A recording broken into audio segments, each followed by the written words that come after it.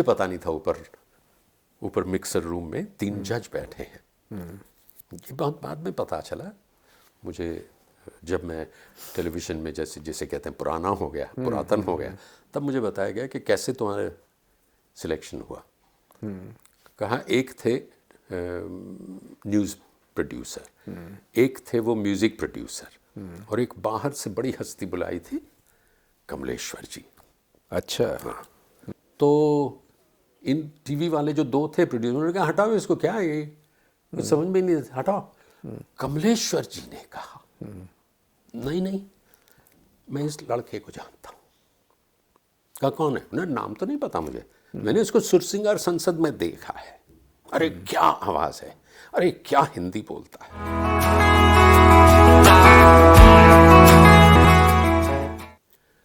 15 दिन के बाद कुछ रिजल्ट आया, और बीच में मैं गया भी था, तो मुझे जिसे कहते हैं ना हड़का दिया, क्या न्यूज़ कास्टर बनना है, जाओ, हाँ लेटर आ जाएगा, हाँ जाओ। अच्छा। बहुत सारे आते होंगे।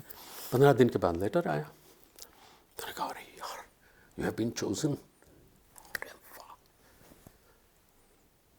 मैं तो मान नहीं रहा था, तो चुपचाप मैंने कहा कि आज जरा टीवी जाना है घर पे, कह के निकला, दोनों लेके लेटर।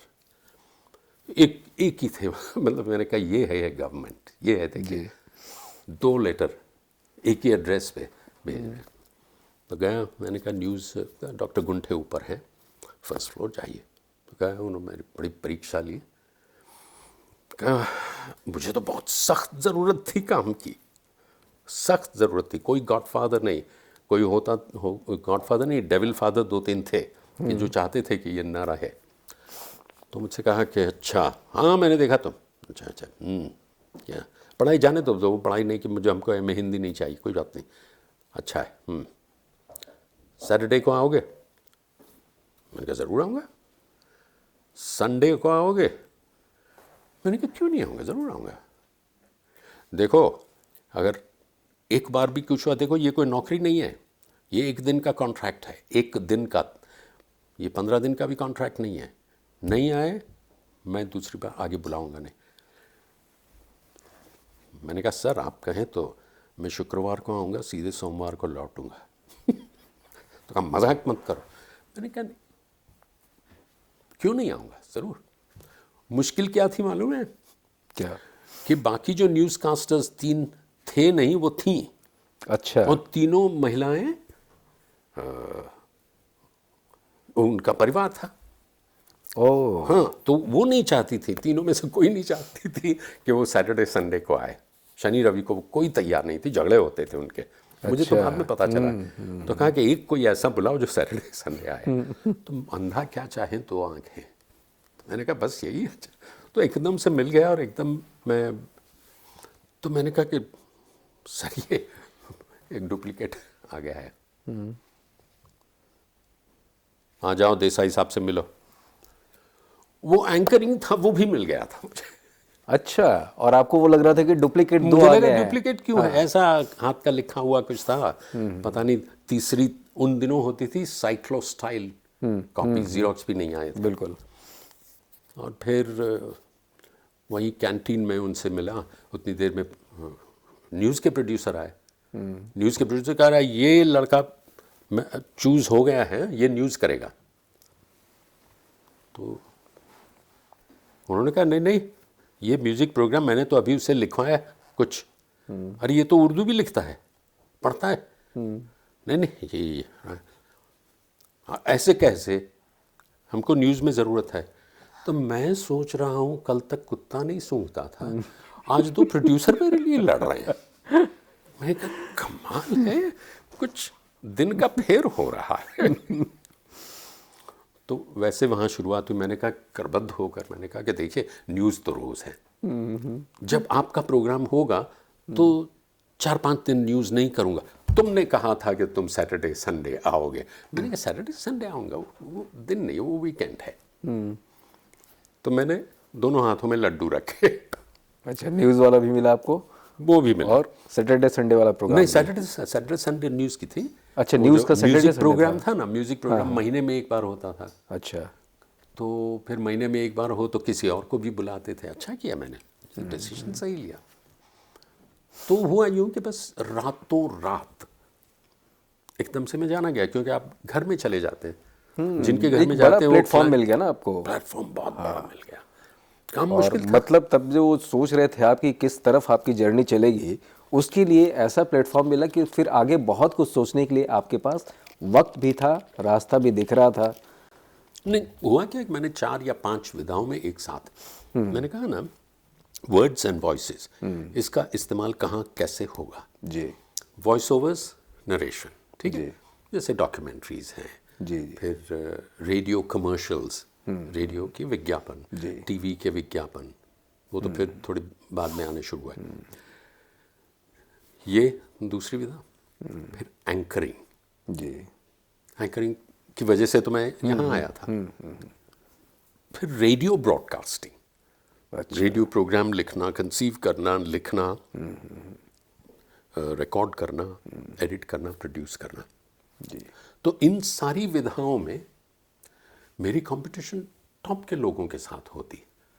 इसलिए मैंने कहा कि जो मिलता था बहुत मुश्किल था, लेकिन मेरी कुछ आदत रही कि एक बार काम मिला तो उसके पीछे पड़ जाओ, नहीं कैसे हो, डू योर बेस्ट, उससे ज़्यादा तो मैं नहीं कर सकता ना। बिल्कुल। तो इस तरह से जर्नी बड़ी अच्छी चलती गई हर एक विधा में। और रेडियो में मुझे जो दूसरा प्रोग्राम मिला, ब्रॉडकास्टिंग 2 तरह से होती थी रेडियो में।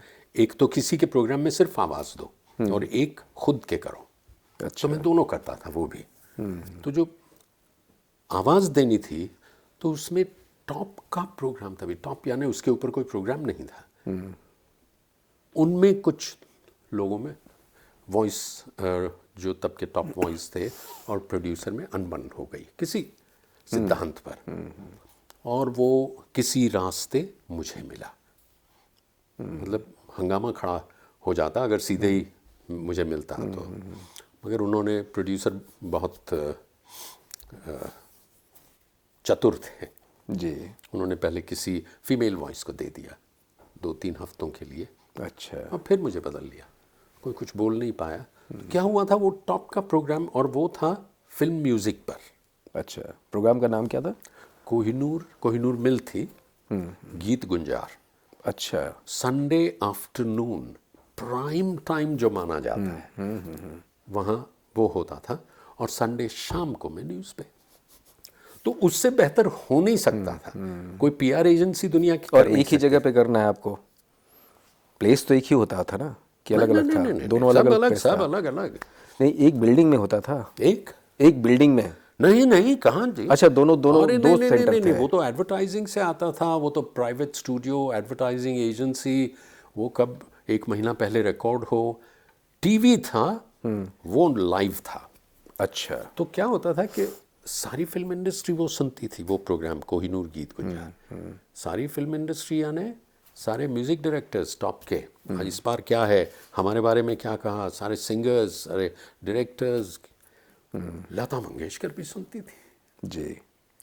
और उनके घर में वो बाद में मुझे उन्होंने कहा कि बड़ा डिस्कस होता था कि ये कौन नया लड़का आया है, जी। सोना है, अच्छा है, आवाज़ भी कितनी, मैंने लता जी के घर भाषा। पे ये डिस्कशन होता था? हाँ, वो बाद में उन्होंने मुझे कहा कि माई बहुत कहती थी, उनकी माता जी, कि कौन है नवीन मुलगा, कौन ये नया लड़का, अच्छा बोलता है, देखो क्या आवाज़ भी है, हिंदी कुछ कुछ मुझे नहीं समझ में आती, बहुत भारी हिंदी बोलता है। अब न्यूज़ की हिंदी कैसी होगी ना।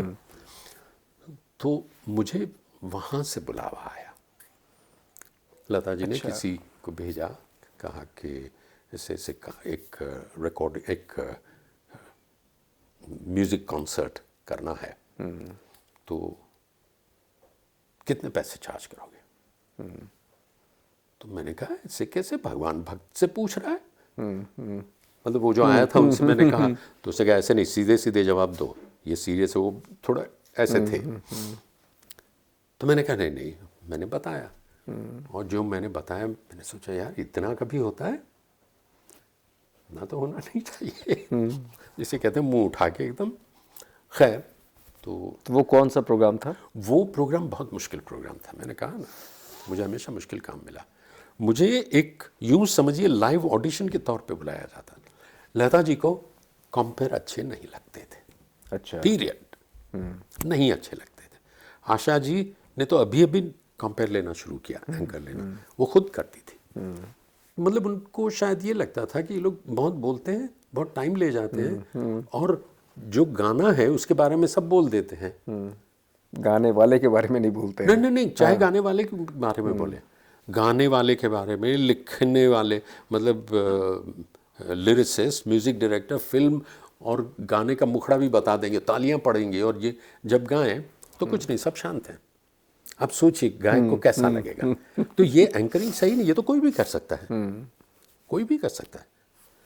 तो उन्होंने ये सब सुना था ना, तो उनको लगा कि इसमें लड़के में है कुछ दम।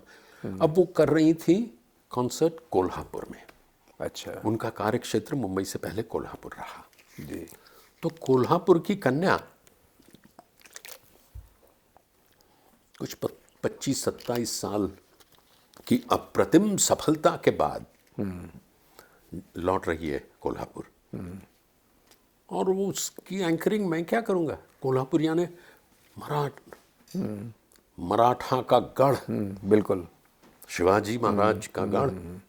हाँ, तो सब मराठी में है, और लता जी ने इतने मराठी अच्छे अच्छे गाने गाए हैं, तो 5-6 तो 7 तो गाएंगे ही। तो उसका काफ़ी डिस्कशन हुआ वगैरह, और कार्यक्रम अच्छा हुआ। अच्छा। तो उनको लगा कि मतलब मैं परीक्षा में उत्तीर्ण हुआ। मेरे लिए बहुत बड़ी परीक्षा थी वो, इस पार या उस पार था, क्योंकि उनके लिए बिल्कुल। कोई बंधन तो था नहीं, नहीं भाई आगे नहीं चाहिए, खत्म हो गया। अच्छा, ये महाभारत में जो आपके सारे काम हुए, ये इसकी जर्नी किस तरह से हुई, कैसे आप वहाँ पहुँचे? ऐसा है कि मैं रेडियो टीवी पे बहुत सारे कमर्शियल्स करता था, बहुत सारी डॉक्यूमेंट्रीज, रिकॉर्डिंग्स, जी। मतलब पागलों की हद। I used to average 4 to 5 recordings per day. अच्छा। और अपने स्टूडियो में नहीं, आज तो अपना स्टूडियो है, यहाँ से वहाँ, वहाँ से वहाँ, इतने बजे वो है, इतने बजे। मोबाइल थे नहीं, आप सोचिए क्या हालत होती होगी। तो महाभारत जो तय हुआ कि महाभारत करना है, कैसे तय हुआ, ये तय कैसे हुआ, नहीं आपको कैसे मिला? वो तो गवर्नमेंट और बी आर चोपड़ा के बीच में था। अच्छा, नहीं मैंने बीच में, जैसे मार्केट में कोई स्टोरी एक चलती है कि शकुनी जो बने थे वो एक बार आपको बुलाए, कुछ ऐसी बात है क्या? वैसा ही था। वो शकुनी नहीं थे तब, वो कास्टिंग डायरेक्टर थे। अच्छा। He was a full time employee of B R films, B R TV. वो लोग एड फिल्म्स भी बनाते थे, डॉक्यूमेंट्रीज भी बनाते थे, कॉर्पोरेट बनाते थे। मैंने काफ़ी किया था काम। नहीं, मगर जब ये तय हुआ दिल्ली, मतलब दूरदर्शन के साथ, अच्छा। कि महाभारत करना है, तो महाभारत कहानी बताई जाएगी सूत्रधार के माध्यम से, वो सूत्रधार होगा समय। तो उसके ऊपर तो पता नहीं कितने महीने डिस्कशन हुआ, तो सब बाद में पता चला, क्योंकि वो समझ ही नहीं पाए ये क्या है समय। अरे भाई, कोई उससे पहले याद हो तो आपको हम लोग सीरियल आया था, उसमें अशोक कुमार थे। तो भाई ऐसे कोई हम बड़े किसी से कहेंगे?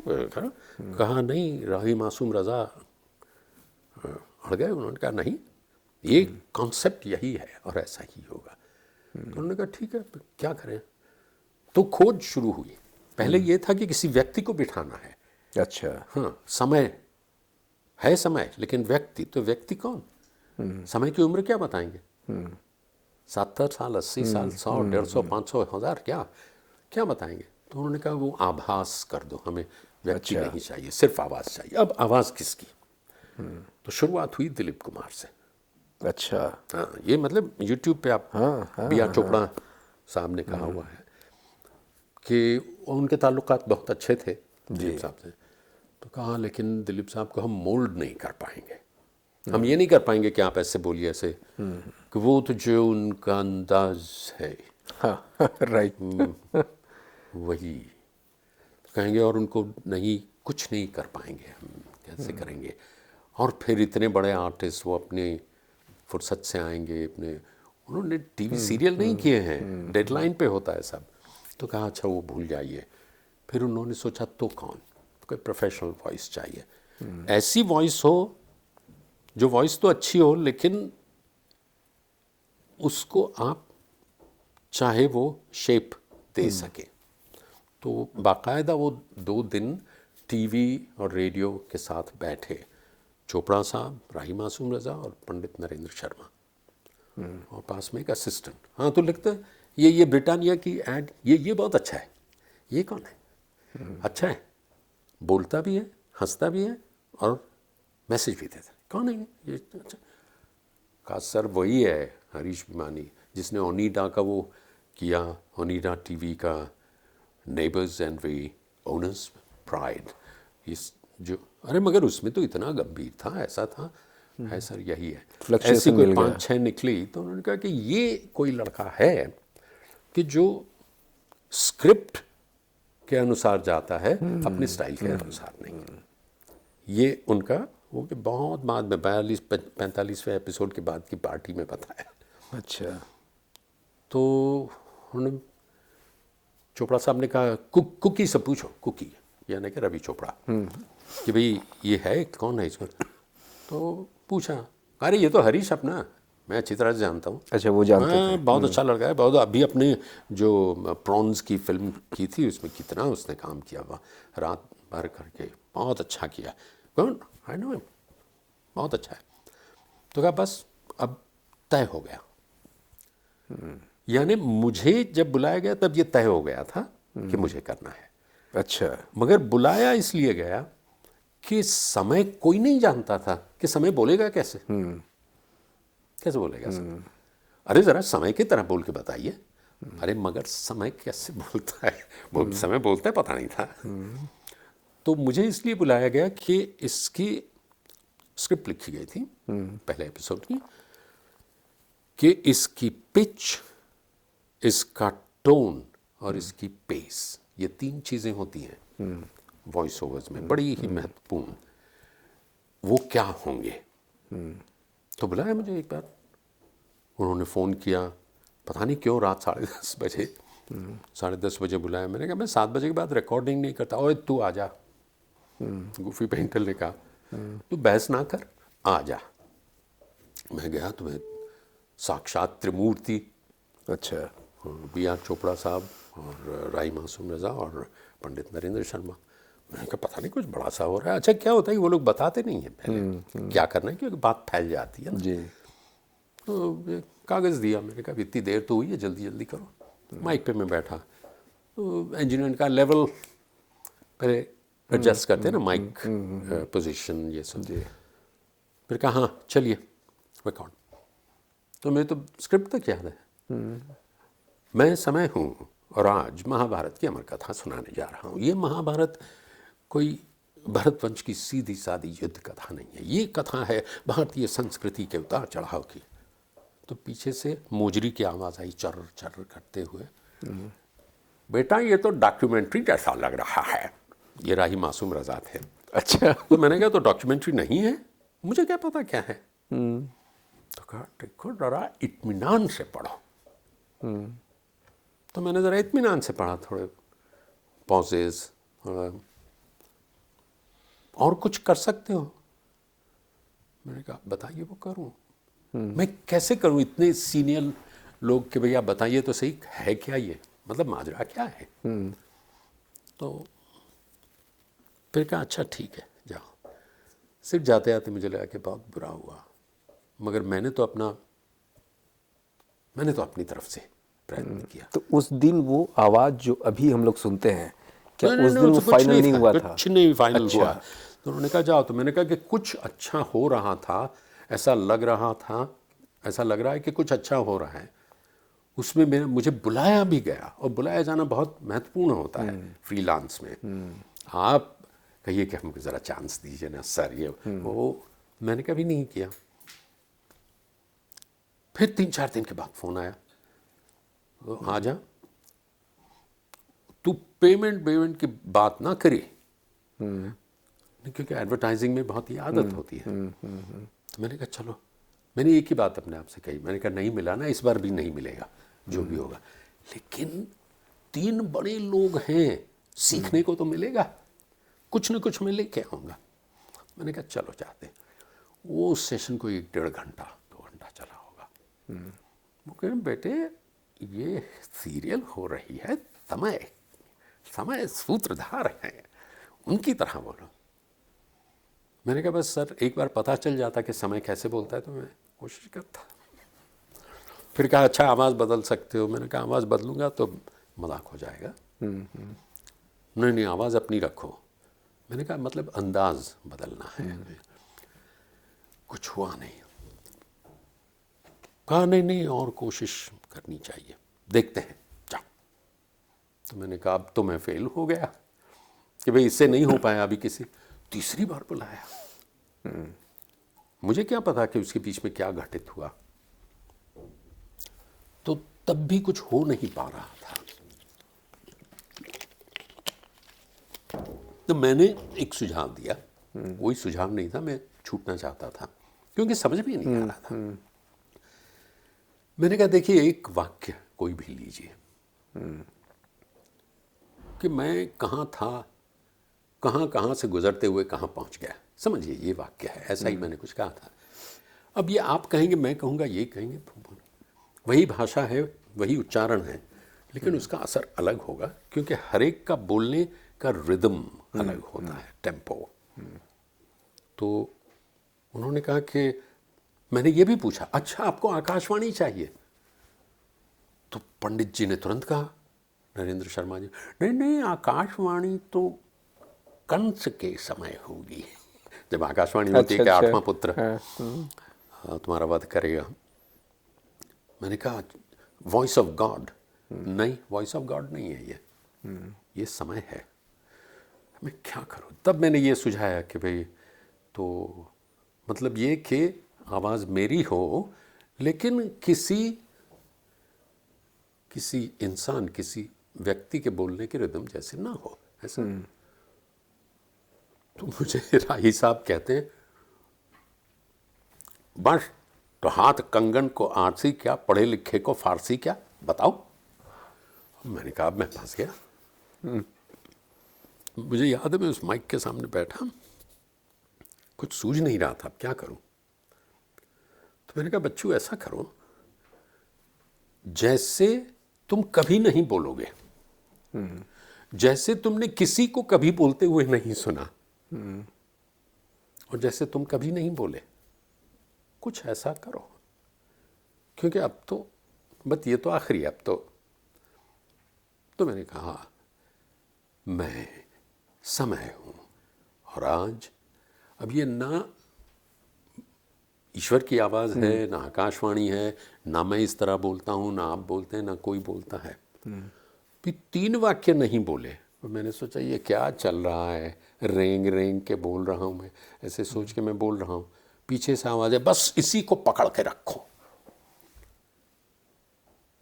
रिकॉर्डिस्ट से कहा इसको रिकॉर्ड करो, तो कहा कर लिया है रिकॉर्ड, बस तो इसको मिटाना मत, ये हर बार आएंगे इनको ये सुनाना, बरखुरदार ये सही है।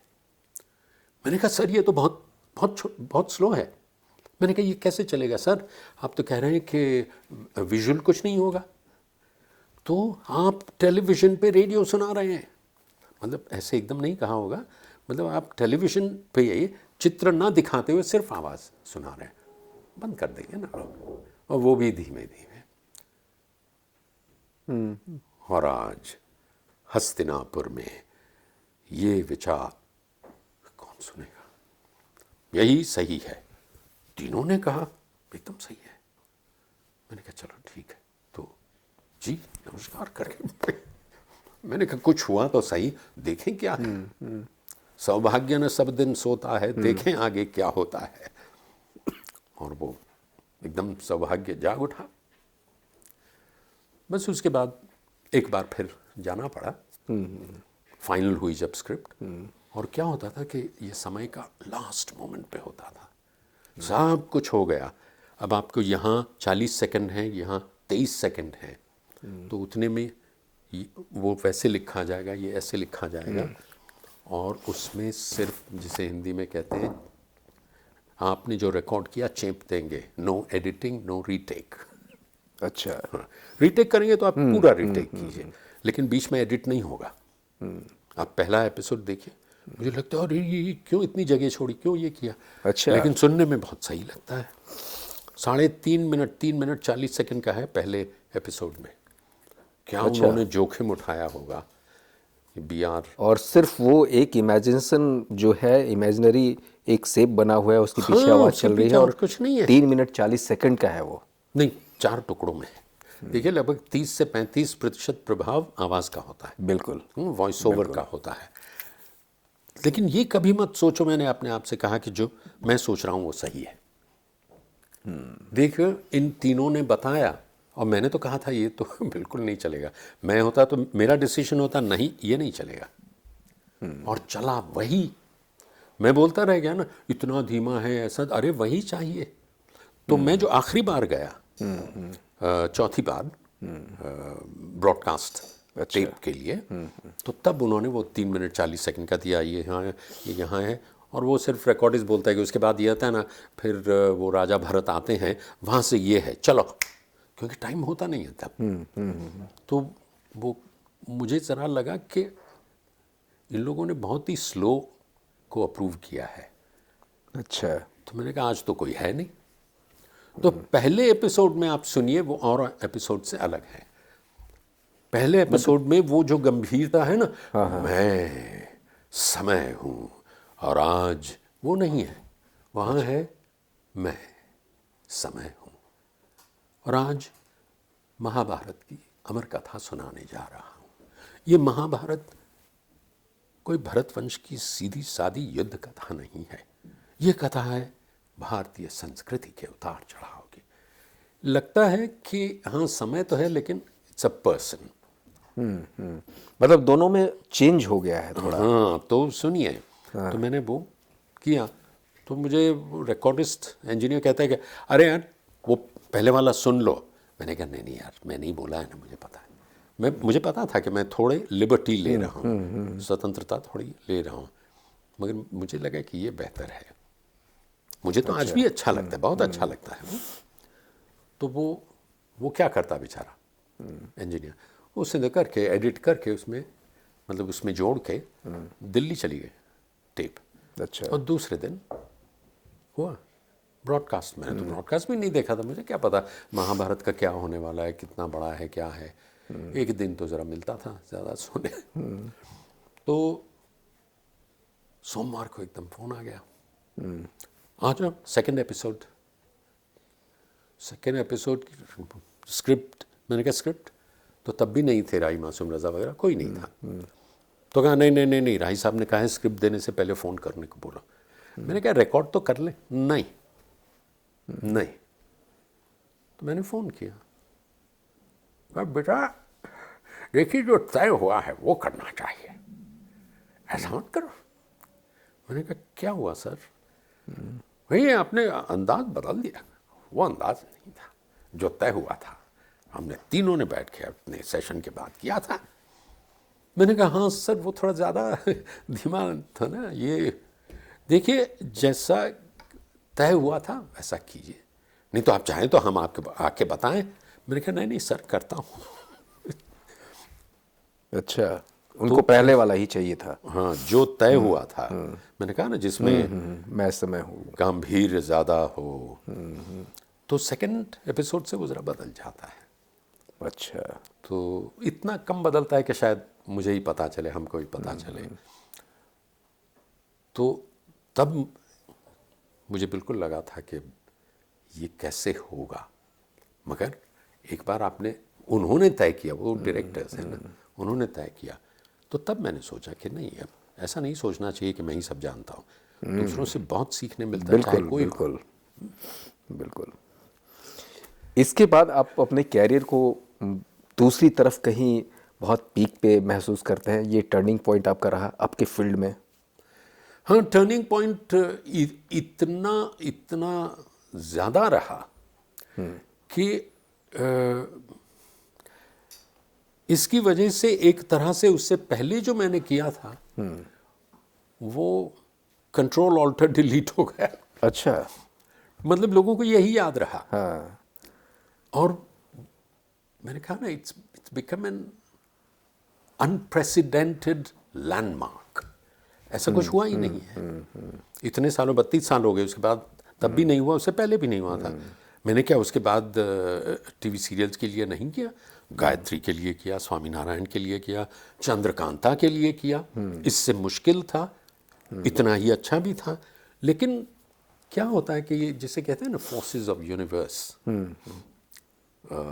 यूनाइट टू डू समथिंग, कि कायनात मिलके ये तय करती है कि इसी को आगे बढ़ाना है।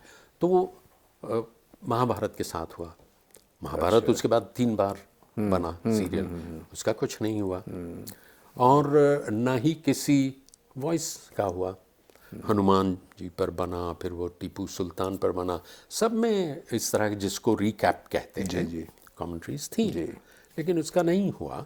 तो ये इतना बड़ा हो गया कि उससे पहले का किया काम और उसके बाद ऐसा भूल हुआ ही जाते नहीं। थे। और क्या होता था, जब भी मुझे कहीं बुलाया जाए किसी इवेंट पर, तो एक ही बात बताई जाए कि ये महाभारत के समय आपको याद होगा, मैं समय हूँ, और वो ये है। बाकी चीज़ हाँ बिल्कुल। ना मैंने 32 जो फिल्में बनाई हैं, जो लिखी, प्रोड्यूस की, डायरेक्ट की हैं, ना मैंने इतने सीरियल लिखे, उसके बारे में कुछ कहा जाता है, ना ही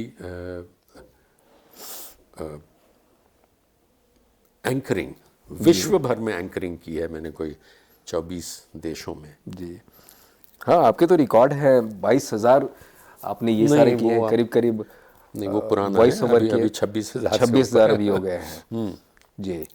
कि संस्कृत में सबसे ज़्यादा रिकॉर्डिंग करने वाला मैं। अच्छा। तो ये सारी चीज़ें भूल जाती हैं, क्योंकि ये एक चीज़ इतनी बड़ी हो गई। नहीं, लोगों को जो स्वाभाविक रूप से बहुत आत्मीय जैसा लगता है ना, कि अंदर वो महसूस कर रहा है अपने अपने जैसा कुछ, वो चीज़ें बहुत अजर अमर होती हैं। उसी श्रेणी में ये चीज़ें आ गई हैं। बिल्कुल।